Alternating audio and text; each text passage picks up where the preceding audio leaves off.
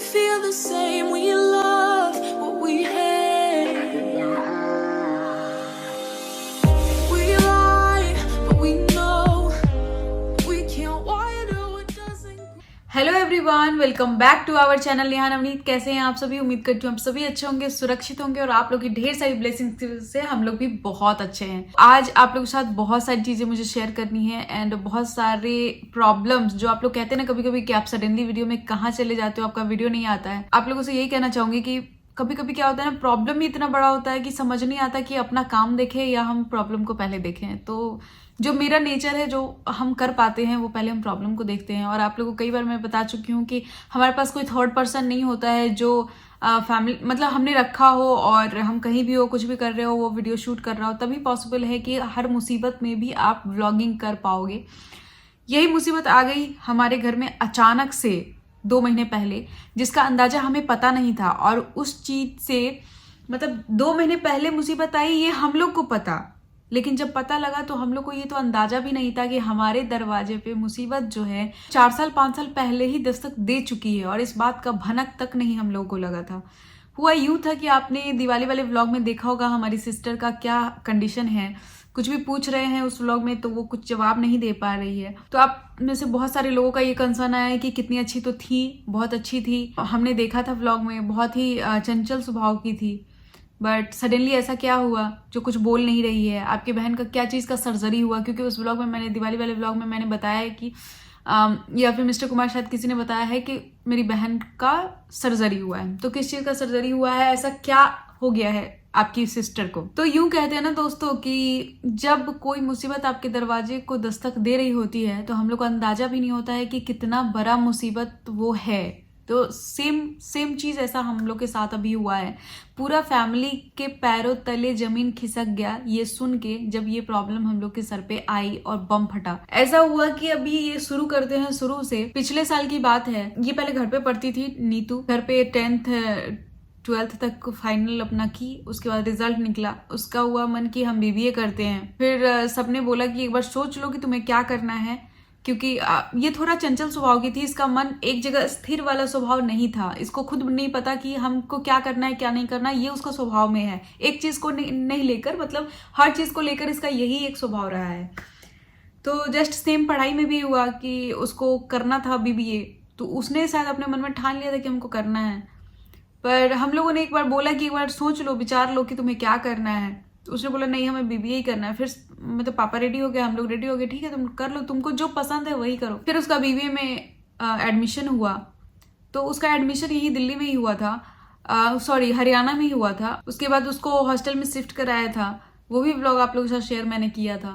फिर अच्छे से कितना अच्छा पढ़ाई चल रहा था, सब कुछ चल रहा था। फिर उसको हॉस्टल में मन नहीं लगा।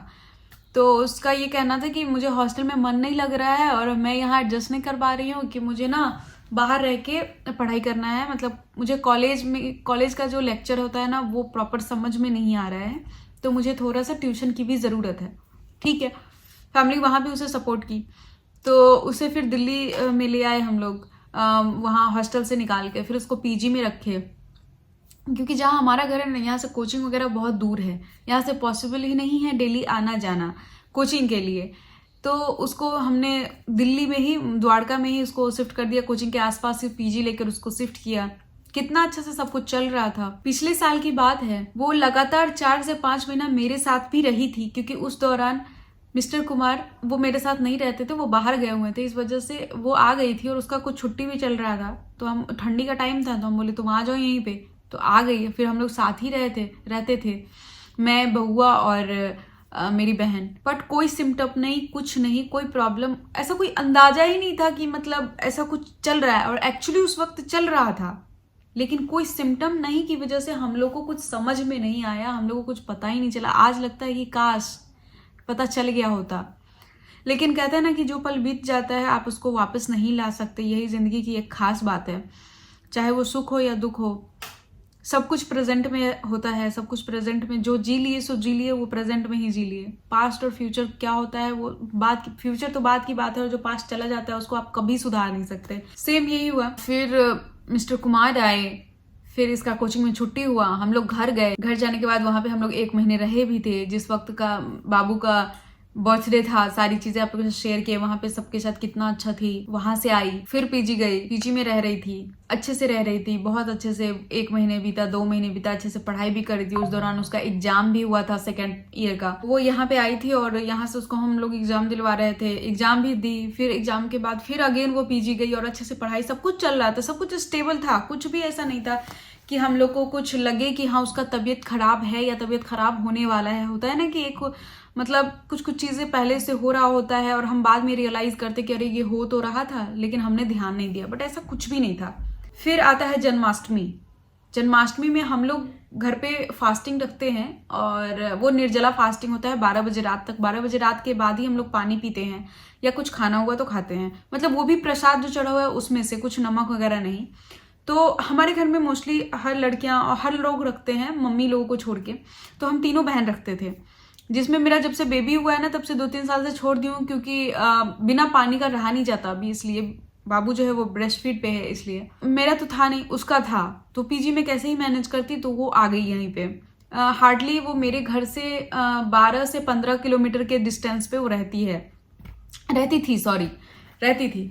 तो वो आ गई यहाँ पे। अच्छे से कितना अच्छा हम लोग जन्माष्टमी मनाए, जन्माष्टमी का पर्व त्योहार मनाए। उसके नेक्स्ट डे उसका पारण था, खाना खाई अच्छे से। फिर मैंने बोला भी कि तुम रह जाओ आज, कल चली जाना, आज पारण क्यों, कल फास्ट था। तो नहीं, शाम में मेरा कोचिंग है तो हम चले जाएंगे, तो कोचिंग भी हम कर लेंगे। तो ठीक है। तो यहाँ से लगभग 3-4 बजे के आसपास वो यहाँ से निकल गई और चली गई पीजी। सब कुछ नॉर्मल था, सब ठीक था, घर पे बात हो रहा है, अच्छे से सब हो रहा है, इससे बात हो रहा है, सब कुछ ठीक हो रहा है, चलो ठीक है। इससे पहले लगभग 1-1.5 महीने पहले हमारी और इसमें मेरी छोटी बहन में थोड़ी सी तू मैं हो गई थी। ये इस बात को लेकर मैंने उसको डांटा था कि उसके पीजी में एक लड़की रहती थी जिसपे ये कुछ ज़्यादा ही ट्रस्ट कर ली थी। हालांकि इसको पीजी में गए हुए सिर्फ मतलब 8-9 महीने हुए थे, क्योंकि बाबू के बर्थडे में आने के बाद ही उसको पीजी में हम शिफ्ट किए थे। उसके बाद, उससे पहले तो हॉस्टल में रहती थी। हॉस्टल से आने के बाद वो मेरे साथ ही रही थी 5 महीने। 5 महीने के बाद वो घर गई। घर 1 महीने रहने के बाद ही हम उसको पीजी में रखे थे, जब हम लोग यहाँ वापस आए तब।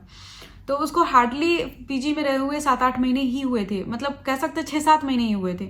उसके साथ एक लड़की रहती थी, आई डोंट नो, अभी भी मैं कंफर्म नहीं हूँ कि उसके साथ रहती थी, उसके बगल वाले रूम में रहती थी, आई डोंट नो। पर जो भी है, उसका उस पर इतना ट्रस्ट था कि वो उसके साथ जाके किसी डॉक्टर से मतलब अपने आप को चेकअप करवाई थी।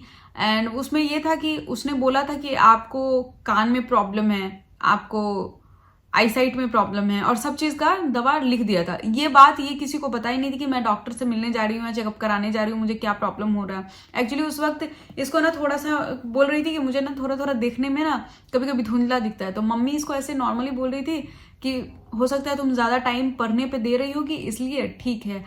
मतलब नॉर्मल ही था, ये कोई बहुत बड़ी चीज नहीं थी। और ये लगभग 1000-1200 का ऐसा मेडिसिन खुद से खरीद के रख ली थी। और उसके बाद एक दिन वो हमारे पास आई थी, ऐसे ही छुट्टी होता ना सैटरडे संडे का, उसमें एक दिन हमारे पास आई थी। मैंने उसके बैग में बहुत सारे मेडिसिन देखा था, मैं गई थी इसका लैपटॉप निकालने, तो उस बैग में बहुत सारे मेडिसिन दिखे।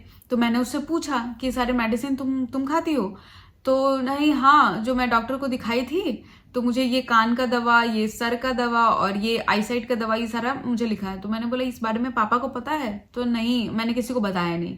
मैंने बोला और तुम उस लड़की पे कैसे ट्रस्ट कर ली? तुम उसके साथ जाके क्यों डॉक्टर के साथ चेकअप करवाई? तुम्हें ऐसा कुछ प्रॉब्लम था तुम मुझे बताती, मैं चेकअप करवाती, या तुम मुझे नहीं बता सकती, तुम पापा को बताती, फिर वो बताते ना कि क्या करना है। तुम उस पर ट्रस्ट क्यों कर ली और तुम उसके साथ किसी भी डॉक्टर के पास क्यों गए? इस बात के लिए मैंने उससे डांटा। ठीक है, वो बोली ठीक है, आगे से नहीं होगा, मतलब हाँ मुझे भी नहीं जाना चाहिए, गलती हो गया, जो भी है ठीक है। मैंने उसको इस चीज के लिए डांटा था। मेरा क्या है, मैं आजकल जो केस सुन रही हूँ ना, इस चीज से मुझे एक ही बात से प्रॉब्लम लगती है। मुझे एक चीज थोड़ा बहुत लगता रहता है मन में, आजकल आए दिन एक केस आता है कि उसके साथ वो हो गया, उसके पेरेंट्स बाद में आए, उसको ये स्टोरी सुनाएगी। और एक्चुअली स्टोरी जो है, एक्चुअल स्टोरी, वो बच्चों के फैमिली वालों को भी पता नहीं होता है। कई बार बच्चे ना फैमिली में किसी को कुछ बताते नहीं है, और हालांकि बताना चाहिए, क्योंकि कोई नहीं जानता कि घटना किसके साथ हो जाएगा। और घटना के बाद जब फैमिली वाले को ही सच नहीं पता होगा और फैमिली वाला वही स्टोरी सुनेगा जो पूरा पब्लिक सुन रहा है, जो पूरा ऑडियंस सुन रहा है, जो आम जनता सुन रही है, तो आम जनता को तो वो सुनाया जाता है जो अपने कन्वीनियंस के हिसाब से जिसको जो सही लगता है वो सुना देता है। लेकिन एक्चुअल स्टोरी किसी को पता नहीं होता है। इसके पीछे रीजन यही होता है कि बच्चे शेयर नहीं करते। बच्चे कहते हैं कि नहीं, हम सब कुछ शेयर नहीं कर सकते। पता नहीं इसमें प्राइवेसी का मतलब, ठीक है बच्चे बड़े होते हैं, थोड़ा सा पर्सनल लाइफ होता है, लेकिन कुछ चीज़ें जो होती है ना, आप घर में किसी को नहीं बता सकते, बट किसी एक के साथ तो फ्रेंडली रह सकते हो, किसी एक के साथ रहो, अपनी सिचुएशन बताते रहो, ताकि कल को आपका फैमिली आपके साथ खड़ा रहे तो उसको पता रहे कि हम क्या कर रहे हैं और किस लिए खड़े हैं, और हमें पता है कि क्या गलत है और क्या सही है। तो और उसी बीच ये केस आई थी, वो जो कोलकाता मर्डर केस जो आई थी डॉक्टर वाला, तो मेरे मन में ना दिमाग में चीज़ें रह रही थी, ये सारी चीज़ें, तो मैंने इस वजह से भी उस पर थोड़ा सा ज़्यादा उसको डांटा था कि कम से कम तुम जो भी करती हो, तुम्हें करने के लिए कोई नहीं रोकता, लेकिन तुम जो भी करती हो ना तो तुम बताया करो, या तो घर में मम्मी को बता दो, तुम जिसके साथ पूरी फैमिली में कंफर्टेबल हो ना तुम उसके साथ बताओ, ठीक है। मैंने उसको समझा दिया, वो चली गई यहाँ से, वही जन्माष्टमी, उसके बाद वो जन्माष्टमी में आई, फास्ट रखा था, नेक्स्ट डे वो चली गई, तब तक हो गया, तब तक सब नॉर्मल। और वो बात को बीते हुए भी 1-1.5 महीने हो गए, वो बात भी नॉर्मल हो चुका था लगभग सारा चीज एकदम। मैंने उसको बस समझा दिया था कि कहीं भी जाते हो, किसी डॉक्टर को चेकअप करवाना है या कुछ भी करवाना है ना, एक बार तुम बता दिया करो, परमिशन तो छोड़ दो, बता दिया करो, क्योंकि क्या होता है ना, अगर आपको कोई प्रॉब्लम है तो मुझे लगता है फैमिली हर हाल में साथ होती है। फैमिली से दूर होके ना इंसान कमजोर होता है, बलवान नहीं होता है, जो मुझे ऐसा लगता है। लगभग जन्माष्टमी के 15 दिन बाद मम्मी का कॉल आता है और मम्मी बताती है कि आज नीतू से बात हुआ है, उसको वोमिटिंग हो गया है और थोड़ा सा ना सर दुख रहा है। तो हम बोले उसके पास दवा है कि हम जाएं, तो मम्मी ने बोला कि मैंने बोल दिया कि दवा वगैरह ले लेना, हो सकता है कुछ अटपटा सा खा ली हो, इस वजह से एसिडिटी बन गया हो, जो कि नॉर्मल था। मतलब होता है ना कि कभी कभार वोमिटिंग हो गया तो आप लोग कुछ गलत खा लेते हैं, इधर उधर खा लेते हैं, इस वजह से भी कई बार एसिडिटी बन गया, तो इस वजह से भी हो जाती है।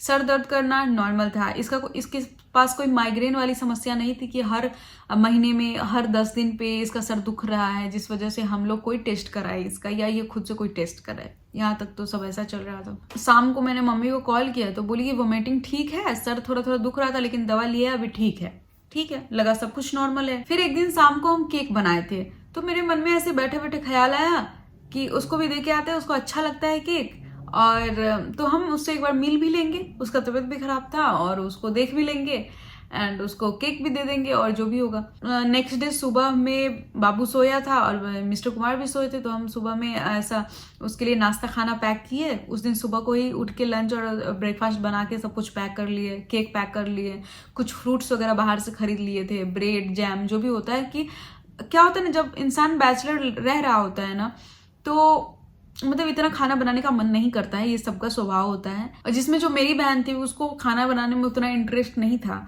तो क्या करती थी, नमकीन चावल बना लेती थी, उसी को 2 टाइम खा लेती थी। ऐसा होता है बैचलर लाइफ में, लोग इतना डिटेल में तो बनाता भी नहीं है, ये तो बिल्कुल फैक्ट बात है। तो हमने ऐसे ही थोड़ा थोड़ा करके कुछ कुछ चीजें रख ली थी, फ्रूट्स रख लिया था, कुछ वेजिटेबल रख लिए थे, सब्जी खरीद के कि रहेगा तो उसके पास ऑप्शन रहेगा, तो कम से कम ये तो सोचेगी कि ये खराब हो जाएगा तो बना लेते हैं, ये सोच के। फिर ब्रेड जैम वगैरह ये सब रख लिया था हमने, सब लेके उसके पास गए। उसको कॉल करते तुम नीचे आओ। जब नीचे आए उसका शरीर जब देखे तो मुझे लगा कि मुझे थोड़ा सा ना अजीब सा लगा, क्योंकि वो काफी पतली हो गई थी, बहुत पतली एकदम से। ठीक है, उस वक्त तो हमने उसको नहीं कुछ बोला, हमने बोला तुम्हारी तबीयत ठीक है, तो हाँ ठीक है। तो 2-3 दिन पहले वोमिटिंग हुआ था, बट अब ठीक है, वोमिटिंग नहीं हो रहा, सर दुख नहीं रहा, थोड़ा थोड़ा वीकनेस लग रहा है।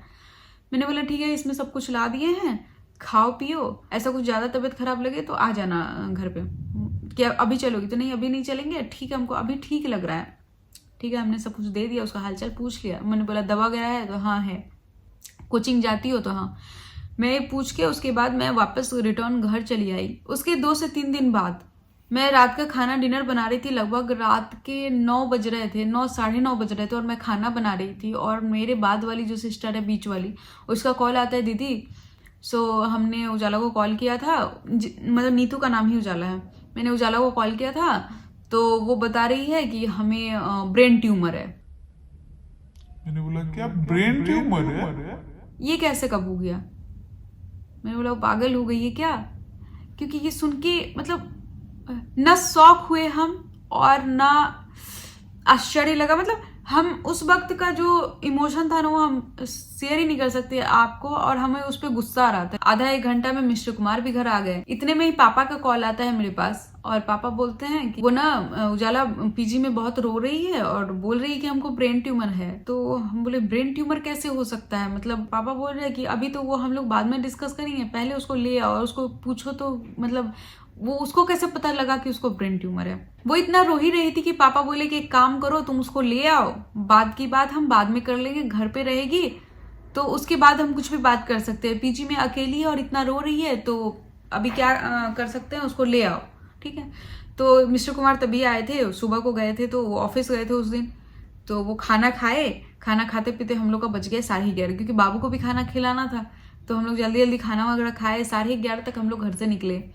11:30 से घर से निकले और 15-16 किलोमीटर उसका पड़ रहा था पीजी, वहां पे गए हम लोग। फिर उससे मिले ना, तो ऐसे वो कुछ चीजें पकड़ पकड़ के चल रही थी, वो नॉर्मल चल नहीं रही थी। तो हमने बोला क्या हुआ? तो फिर बोल रही है हमको ब्रेन ट्यूमर। हम बोले तुम्हें कैसे पता लगा? तो बोल रही है हम टेस्ट कराए हैं। हम लोग ये बात किसी को बताई थी कि तुम टेस्ट कराने जा रही हो? तो नहीं। हमने बोला तुम किसके साथ गई थी टेस्ट कराने? तो हमारे पीजी में वही दीदी जिसके साथ हम पहले एक बार और डॉक्टर के पास विजिट कर चुके थे। तो हम बोले हम 3-4 दिन पहले ही तो आए थे, तब तो तुम नहीं कुछ बताई थी। तो तब तक हमको भी कुछ भी पता नहीं था। ठीक है, हम उसको गाड़ी में बैठाएं, उसका पीजी का सारा सामान जो है वो रखे, क्योंकि वो इतना रो ही रही थी, वो सिचुएशन ही ऐसा था। हम सोचे कि इस समय इसको ऐसे छोड़ नहीं सकते, तो उसको सामान लिए, उसको लिए, हम घर पे आए। फिर हम लोगों ने पूछा कि जब डॉक्टर को मिली थी तो उसका कुछ तो होगा। तो हाँ, हम MRI टेस्ट कराए हैं, CT स्कैन अपने सर का कराए हैं, तो हमें पता लगा कि ब्रेन ट्यूमर है। हमने बोला दिखाओ, तो दिखाई हमें। मिस्टर कुमार उसको पढ़े, उसके बारे में थोड़ा सर्च किए, तो सच था। अब मतलब पूरा सिचुएशन सन्नाटा, ऐसा सिचुएशन था कि ऐसे कैसे हो सकता है। फिर हम लोग बोले कोई बात नहीं, कहते हैं ना कि इंसान को जब तक खुद सेटिस्फाइड ना हो जाए तब तक तसल्ली नहीं होती है। तो हम लोगों ने बोला कि कोई बात नहीं, कल हम लोग एक अच्छे डॉक्टर से मिलके फिर ये दिखाएंगे कैसे क्या करता है। अगर दोबारा बोलेगा CT स्कैन को तो हम लोग करवाएंगे, फिर हम लोग इस पर डिसीजन कुछ लेंगे। अभी कुछ भी नहीं ऐसा डिसीजन लेंगे। हम लोग next day gold medalist neuro doctor से हम लोगों ने अपॉइंटमेंट लिया, वहां पे गए। काफी एक्सपीरियंस्ड डॉक्टर थे, एम्स के रिटायर्ड डॉक्टर थे। हमने दिखाया वो CT स्कैन वाला, MRI जो भी रिपोर्ट था वो दिखाया हमने। तो वो बताते हैं कि है तो ट्यूमर। नीतू से 2-4 बातें पूछे कि कब से तुमको लगा, क्या लगा? तो बताइए कुछ भी नहीं लग रहा था। सिर्फ 2 हफ्ते पहले मुझे वोमिटिंग हुआ था, ऐसा थोड़ा बहुत सर घूम रहा था और थोड़ा बहुत सर में दर्द किया, फिर सब ठीक हो गया और उसके बाद कुछ पता नहीं लगा। तो ऐसे ही मेरी रूममेट है, वो बोली कि चलो हम तुमको ना MRI करा देते हैं, क्योंकि तुम्हारा सिचुएशन देख के लग नहीं रहा है कि तुम्हारा नॉर्मल एसिडिटी वगैरह बना हुआ है, ये सर दुख रहा है। क्योंकि इसका हाँ ये सही था कि इसका शरीर डाउन हो रहा था। डॉक्टर बोला ठीक है बेटा तुम बाहर जाओ, उसको बाहर भेज दिया। फिर हम लोगों को बताया कि ये ट्यूमर कोई छोटा ट्यूमर नहीं है और ये कोई 2 हफ्ते का ट्यूमर नहीं है, ये लगभग नहीं बहुत तो 3-4 साल, 4-5 साल से तो पनप रहा होगा। और इसका आप लोगों को कोई सिम्टम का भनक भी नहीं लगा। ऐसा होता है कई केस में कि जब ट्यूमर, कुछ लोगों को सिम्टम बाहर आ जाता है, कुछ लोगों को नहीं लगता है पता। तो आप लोगों को शायद पता नहीं लगा, बट ये छोटा नहीं है, क्योंकि वो जो ट्यूमर था ना वो 4 सेंटीमीटर का था और मुश्किल से 1/2 सेंटीमीटर अगर और बढ़ जाता ना तो उसके माइंड को ब्लॉक कर देता। उसके बाद वो कोमा में चली जाती, उसका माइंड ही वर्क नहीं करता। इस कंडीशन तक नीतू की सिचुएशन पहुंच चुकी थी और घर में किसी को कानों कान तक खबर नहीं। इनफैक्ट उसको खुद भी इस सिचुएशन का अंदाजा नहीं कि किस चीज से हम जूझ रहे हैं। फिर हम लोगों ने बाद में पूछा भी कि तुम्हें कभी लगा नहीं कि तुम्हें क्या हो रहा है? तो नहीं, हमें जो भी चीजें हो रही थी ना ये सिर्फ 2 हफ्ते से ही हो रही थी। जैसे कभी सर दुखना, कभी एसिडिटी बनना, कभी वीकनेस लगना, और इससे ज्यादा कुछ नहीं हो रहा था। कभी कभी सर में चक्कर देना, इससे ज्यादा कुछ नहीं होता। यही सब हो रहा था, वो भी इस हफ्ते से ही हो रहा था। और ये तो ह्यूमन नेचर है कि जब आपको कुछ लग ही नहीं रहा है और आप स्वस्थ लग रहे हो, खुद आप अच्छा फील कर रहे हो, तो कोई डॉक्टर के पास क्यों जाएगा चेकअप के लिए? अब लोग अवेयर होने लगा है, तो साल में एक बार अपना ब्लड टेस्ट हो गया, ये सारी टेस्ट करवाने लगा है। अब हम लोग भी करवाने लगे हैं और हमारे घर में तो ये चीजें अवेयरनेस बहुत ज्यादा हो गई है, क्योंकि कहते हैं ना कि आसपास में कुछ भी सुनो उससे ज्यादा इम्पैक्ट जब अपने पास साथ होता है तब लोग ज्यादा अवेयर होता है। तो वो चीज ही बात है। लेकिन इस सब में एक गलती कहाँ पे हुई, उसने एक मिस्टेक किया।